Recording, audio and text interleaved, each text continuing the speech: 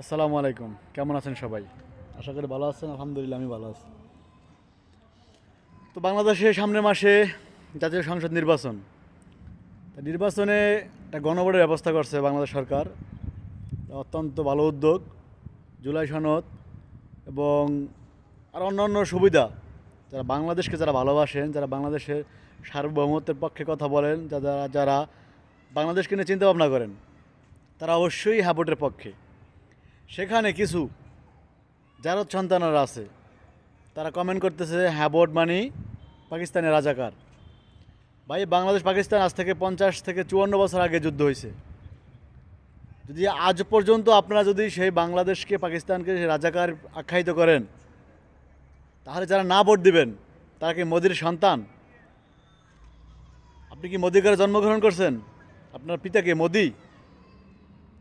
এই সৌদি আরব প্রবাস থেকে এই প্রশ্নটা রয়ে গেল আমার বাংলাদেশের জনমানুষের কাছে।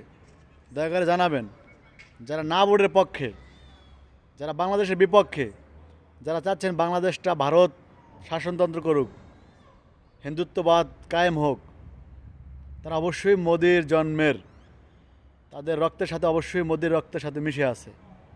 তারা বাংলাদেশের ঘাতক, বাংলাদেশের দালাল।